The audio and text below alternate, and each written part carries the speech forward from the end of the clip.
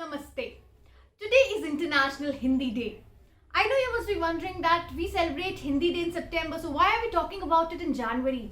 Well, what we celebrate in September happens to be the National Hindi Day, whereas today is the International Hindi Day.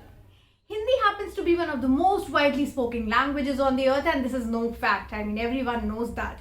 And being a Hindi speaker myself, I can vouch for the fact that today most of us, when we speak Hindi, we use a lot of English words. I mean, it's difficult to speak even 5 sentences without using even one English word.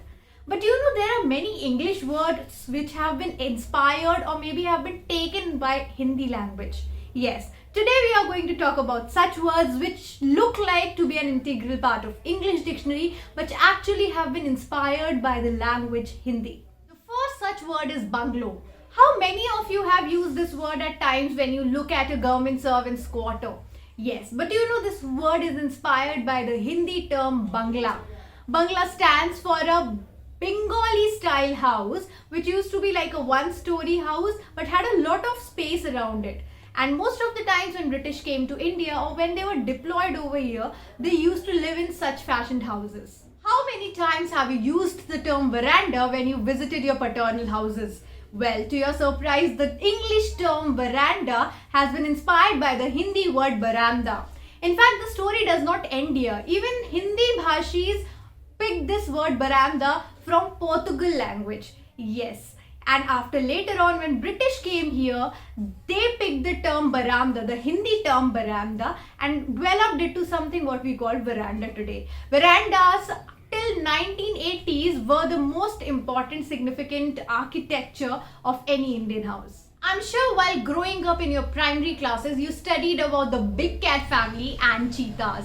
But the word cheetah is inspired by a Hindi term? Yes, in fact, cheetah itself is a Hindi term for an animal who hails from a big cat family and has a lot of chitkabra. Chitkabra happens to be spots on his entire body. How many times have you heard the Met department using the term typhoon? I'm sure many a time. But the English term typhoon is inspired by the Hindi word tufan. Yes, in fact, the Hindi term tufan coexisted in the same era when Greeks called it as typhoon and Chinese were calling it as typhon.